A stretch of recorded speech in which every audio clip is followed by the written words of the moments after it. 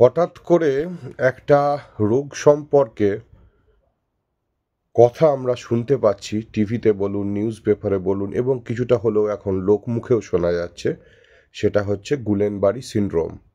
এই গুলেনবারি সিনড্রোম রোগটা পুনেতে শতাধিক কেস তৈরি করেছে আজ অবধি পাওয়া খবরে, এবং একজন মারাও গিয়েছে ভেন্টিলেটর সাপোর্ট দেওয়ার পরেও তাকে বাঁচানো সম্ভব হয়নি।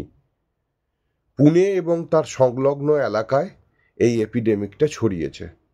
তো যখন কোনো রোগের বেশ কিছু সংখ্যক কেস কোনো একটা জায়গাকে কেন্দ্রীভূত করে প্রকোপ বাড়তে দেখা যায়, তখন সেটাকে বলা হয় সেই রোগের এপিডেমিক। তো এখন দেখা যাক এই গুলেনবারি সিনড্রোমটা আসলে কি। গুলেনবারি সিনড্রোমটা বেসিক্যালি একটা নার্ভের ডিজিজ, একটা auto immune disease. Auto immune disease কি না, যখন আমাদের শরীর তার নিজস্ব অঙ্গকে বা নিজস্ব অর্গ্যানকে নিজের অর্গ্যান বলে ভাবে না, তখনই সে কি করবে, সে তাকে বহিরাগত হিসাবে ট্রিটমেন্ট করবে, এবং বহিরাগত হলেই সে তার আত্মরক্ষার জন্য সে তার এগেনস্টে অস্ত্রশস্ত্র রেডি করবে, মানে অ্যান্টিবডি তৈরি করবে। এই যে অ্যান্টিবডিগুলো তৈরি হলো সেগুলোকে বলা হয় অটো অ্যান্টিবডি, এবং যার এগেনস্টে তৈরি হলো অটো অ্যান্টিবডিগুলো সেই অর্গ্যানের এগেনস্টে কাজ শুরু করে রোগের প্রভাব বিস্তার করবে। এক কথায় অটো ইমিউন ডিজিজ বলতে আমরা এটা কি বুঝি। এই অটো ইমিউন ডিজিজের নেপথ্যে এই যে গুলেনবারি সিনড্রোম, যেটা একটা অটো ইমিউন ডিজিজ, যেটা একটা নার্ভ, মেনলি পেরিফেরাল নার্ভকে ইনভলভ করে, তার নেপথ্যে কিছু অন্য কাহিনী থাকতে পারে। বেশিরভাগ ক্ষেত্রেই সেটা কোনো ইনফেকশন হতে পারে, অনেক সময় কোনো ভ্যাকসিন নেওয়ার পরেও কিন্তু গুলেনবারি সিনড্রোম হতে পারে। ইউজুয়ালি গুলেনবারি সিনড্রোম পেশেন্টদের আসল রোগ শুরু হওয়ার 7-10 দিন, ইভেন 2 সপ্তাহ আগেও একটা জ্বর, সর্দি, কাশি, গলা ব্যথার উপসর্গ থাকলেও থাকতে পারে, একটা ভ্যাকসিন নেওয়ার হিস্ট্রিও থাকতে পারে, একটা পেট খারাপ, পাতলা পায়খানা হওয়ার হিস্ট্রিও থাকতে পারে, আবার নাও থাকতে পারে। সবসময় যে থাকতেই হবে তার কোনো গ্যারান্টি নেই। অনেক ক্ষেত্রেই আমরা অনেক সময় হিস্ট্রি এলিসিট করতে পারি না। তাহলে এই গুলেনবারি সিনড্রোমের রুগীরা কিভাবে আমাদের সামনে ডাক্তারবাবুদের কাছে আসে? বেশিরভাগ ক্ষেত্রেই নিউরোলজিস্টদের কাছেই যায়।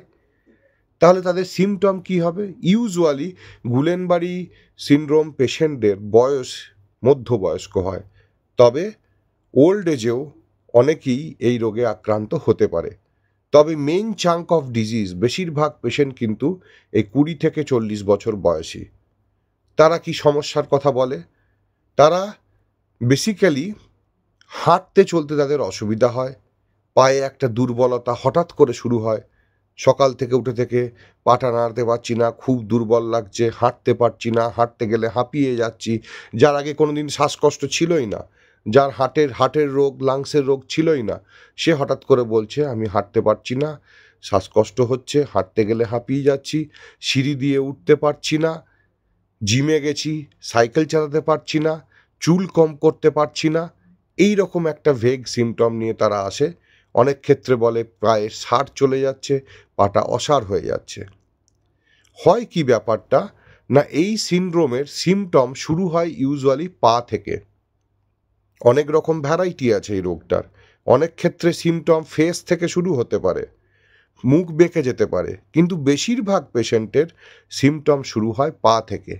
এই উইকনেসটা পা থেকে উপরের দিকে উঠতে শুরু করে, এবং উঠতে যখন শুরু করে আস্তে আস্তে আস্তে আস্তে সে 3-4 দিন 5 দিনের ভেতরে, যদি তার রোগ নির্ণয় না হয়ে থাকে, যদি তার ওষুধ না পড়ে থাকে, তাহলে রোগটা আস্তে আস্তে উপরের দিকে উঠতে শুরু করে, এবং যখন বুকের কাছে আসে তখন তার হাত দুটো প্যারালিসিস হতে শুরু করে, এবং আমাদের বুকের সবথেকে শক্তিশালী মাসেল হচ্ছে ডায়াফ্রাম, সেই ডায়াফ্রামটাকেও প্যারালাইজ করতে শুরু করে। স্বভাবতই সে শ্বাস নিতে পারে না, তখন তার রেসপিরেটরি ফেলিওর হয়, তাকে ভেন্টিলেটর সাপোর্ট দিতে হয়। তাহলে এইটা হচ্ছে রোগটার এক্সট্রিম পর্যায়। বেশিরভাগ ক্ষেত্রেই তার আগেই রোগ নির্ণয় হয়ে যায়, তবে চিকিৎসককে কিন্তু খুব সন্দেহভাজন হতে হবে। যদি চিকিৎসক এই রোগটা সম্পর্কে সন্দেহ না করেন, তাহলে অনেক ক্ষেত্রেই অযথা ডিলে হয়ে যায় ডায়াগনোসিস করতে, এবং সেটাই একমাত্র কাল হয় এই রোগের মৃত্যুর কারণ হয়ে দাঁড়াতে পারে। তাহলে যখনই কোনো পেশেন্টের এরকম সিমটম আপনারা দেখতে পাবেন, বিশেষত এই সময় যেখানে কিনা পুনেতে এতগুলো কেস ধরা পড়েছে, আপনাকেও সচেতন হতে হবে যেটা গুলেনবারি সিনড্রোম নয় তো। ডাক্তারবাবুর কাছে নিয়ে যেতে হবে। বেস্ট হয় ফিজিশিয়ান অথবা নিউরোলজিস্টের কাছে গেলে সব থেকে ভালো হয়, যেহেতু এটা নিউরোর একটা রোগ। তাহলে রোগটার নির্ণয় হয় কিভাবে? রোগটা নির্ণয় হতে গেলে ডাক্তারবাবু হিস্ট্রি নেবে। হিস্ট্রি হচ্ছে খুব ইম্পর্টেন্ট।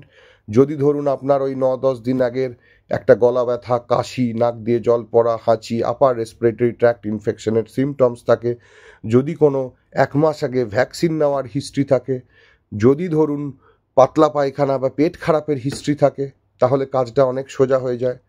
তারপরে আপনাকে ডাক্তারবাবু যেটা করবেন, ফিজিক্যাল এক্সামিনেশন। তিনি দেখবেন আপনার লোয়ার লিম্ব থেকে আস্তে আস্তে সেন্সেশন পাওয়ার কমে যাচ্ছে। তারপর যে টেস্টের মাধ্যমে এই রোগটাকে কনফার্ম করা হয়, সেটা হয় basically এনসিভি test, nerve conduction velocity testing. এটার একটা ডেফিনিট প্যাটার্ন আছে, যেটা দেখলে নিউরোলজিস্ট, ফিজিশিয়ান আমরা সবাই বুঝে যায় যে this may be a case of Guillain Barre syndrome. Confirmation করা হয় আমাদের শিরদাঁড়া থেকে জল বার করে, that is cerebrospinal fluid, CSF study করলে আরও কনফার্ম বোঝা যাবে। সেখানে আমরা পাবো যে প্রোটিনের মাত্রাটা প্রচুর বেড়ে গেছে, অ্যালবুমিনোসাইটোলজিক্যাল ডিসোসিয়েশন। এটা অনেকটাই টিপিক্যাল গুলেনবারি সিনড্রোমের জন্য। গুলেনবারি সিনড্রোম ডায়াগনোসিস হওয়ার পর ট্রিটমেন্ট কি? গুলেনবারি সিনড্রোম বেশিরভাগ ক্ষেত্রেই সেলফ রেমিটিং ডিজিজ, নিজে নিজেই সুস্থ হয়ে যায়, ট্রিটমেন্টের খুব একটা দরকার হয় না। তাই যেটা দরকার হয় conservative management, supportive management. Definitive management দরকার হবে অনেক পেশেন্টের জন্যই। ডেফিনেটিভ ম্যানেজমেন্ট ইউজুয়ালি 2 রকমের হয়, একটা হচ্ছে আইভি ইমিউনোগ্লোবুলিন, আর একটা হচ্ছে প্লাজমা এক্সচেঞ্জ থেরাপি বা ফ্লেক্স থেরাপি।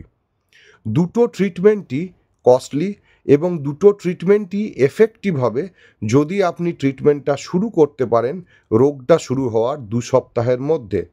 সুতরাং আমি এই যে বললাম, ডাক্তারকেও সন্দেহ করতে হবে।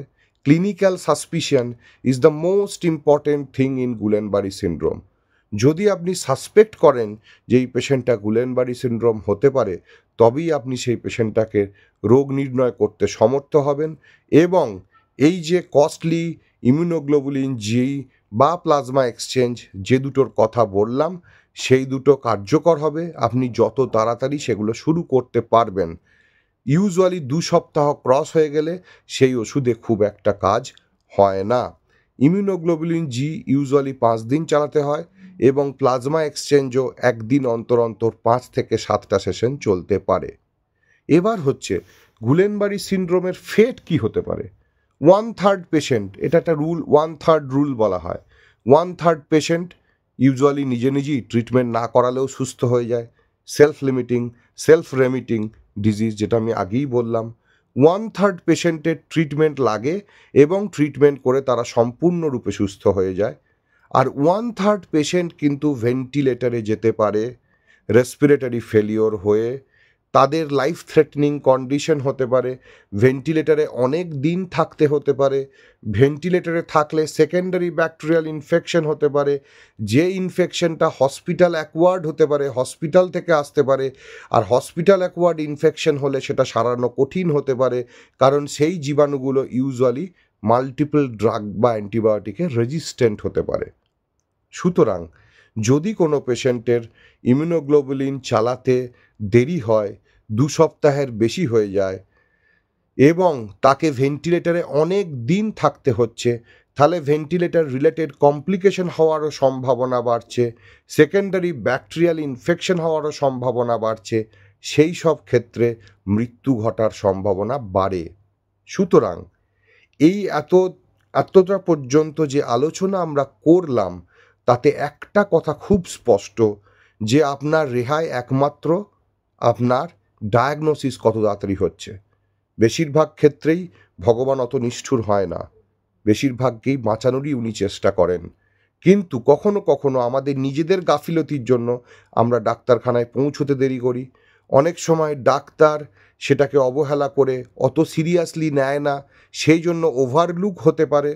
কিন্তু যেহেতু এখন একটা এপিডেমিক কন্ডিশন, এখন ওভারলুক হওয়ার সম্ভাবনাটা কম, কারণ আমরা এখন অনেকটাই গুলেনবাড়ি মনস্ক হয়ে উঠেছি। গুলেনবাড়ি রোগটা কিন্তু খুব একটা আনকমন নয়। এটা আমরা যারা আইসিইউ প্র্যাকটিস করি, ধরুন বর্ধমানের মতো কোনো আইসিইউতেও আমরা মাসে একটা দুটো কেস পেয়েই থাকি। কিন্তু এপিডেমিক না ঘটলে তো সাধারণ মানুষের কাছে সেই আঁচটা পৌঁছয় না। সুতরাং আপনারা সতর্ক থাকুন, অযথা ভয় পাবেন না। ভয় পেলে তাতে ক্ষতি হওয়ার সম্ভাবনা বেশি। সন্দেহজনক সিমটম থাকলে ডাক্তারবাবুর কাছে যান, আপনার সুস্থ হয়ে যাওয়ার কমপ্লিটলি সুস্থ হয়ে যাওয়ার সম্ভাবনাটাই বেশি। নমস্কার।